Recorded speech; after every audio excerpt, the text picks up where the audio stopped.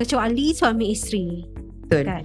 Betul. And that is a fact yang I think sangat menyedihkan lah untuk Malaysia yang self-proclaim untuk menjadi satu negara yang progresif, tapi undang-undang yang outdated macam ni you don't want to repeal. Kan? So I think benda ni dah banyak juga sebenarnya isu-isu tentang reform of law tentang marital rape ni by WAO, NGO, even by SIS sendiri pun banyak dah bersuarakan tentang marital rape ni. Tapi I guess the government now have other things or other issues they feel that is much more important lah, rather than the safety and the life of wives in Malaysia. Sekarang ni since 375 ni tidak terpakai kepada suami isteri, maka seorang isteri hanya boleh mendakwa suaminya kalau dia nak mendakwa di bawah Akta Keganasan Rumah Tangga lah kan. Itu je option Akta Keganasan Rumah Tangga atau 375A tadi. Bawah kanun keseksaan. So diorang boleh guna ni lah. So maknanya lambat lagi lah kita nak sampai kepada reformasi 375 ni. Itu kena tanya kerajaan. Kalau tanya saya, memang saya rasa lambat lagi. Sebab dan, banyak keutamaan lain. Rokok dalam perkahwinan ini telah sentiasa dibangkitkan pada wakil Malaysia ketika Konvensyen CEDAW. Betul. Yang baru-baru ni kan. Dan sebelum ni. So apakah cadangan kerajaan Malaysia nak lakukan untuk memastikan isteri-isteri ini tidak menghadapi permasalahan keganasan dalam rumah tangga, terutamanya permasalahan rogol dalam perkahwinan kan. Tapi so far yang saya dengar, saya mengikuti persidangan CEDAW ni secara online, dan jawapan yang diberi oleh menteri-menteri kita adalah sangatlah tidak meyakinkan lah, bukanlah saya mau mengatakan begitu. Faham? Tidak meyakinkan dan juga very on the surface answer lah. It's not really an answer. It's just like a blanket statement ke apa kan. Tapi ia tidak menjadikan kita untuk berhenti dari menekan ataupun pushing ataupun lobby kita punya members of parliament lah kan untuk menambah baik undang-undang ini kan. Sebab yelah, orang berkahwin adalah untuk mencapai tuntutan mawaddah, warahmah dan sakinah kan. Betul. So 3 ni berkasih sayang dan berbelas ihsan dan juga ketenangan. Hubungan seksual adalah sesuatu yang very intim, tapi ia berlaku dengan tidak secara yang mereka sukai, dengan cara yang ganas. Tapi isu ni tidak boleh dibangkitkan kerana ia adalah satu yang tabu dan memalukan.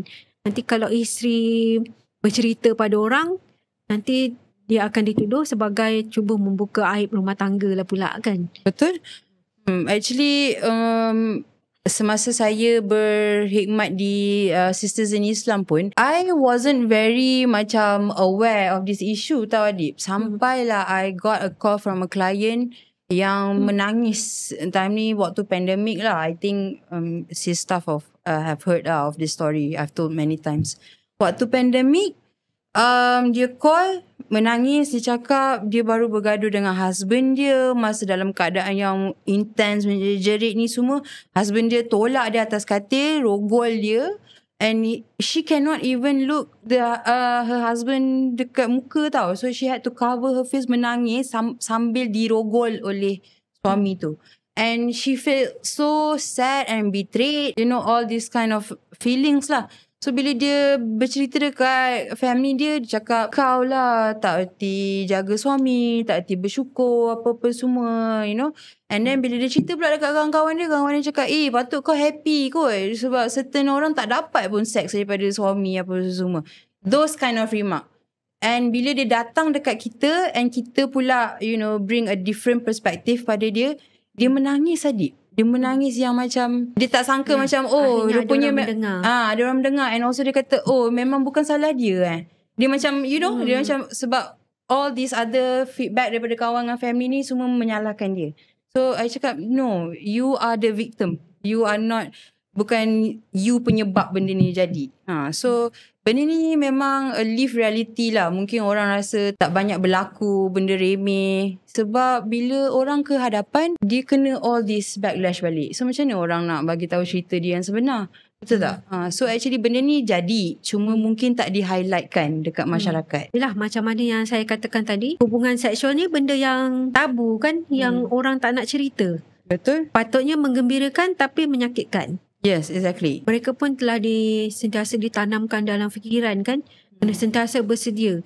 Salah satu tujuan perkahwinan adalah untuk mendapat seks yang halal. Itulah. Yeah, it's really sad to see macam orang gunakan nikah, akad nikah. Kata, kan dah akad nikah, dah bersetuju nak jadi suami isteri. So, rela je lah. Bila suami nak, rela je lah. I just would like to say yang macam akad nikah itu is not a consent untuk seks for the rest of that woman's life. Akad nikah itu adalah perjanjian bahawa si suami akan menjaga the well-being of the wife responsibly.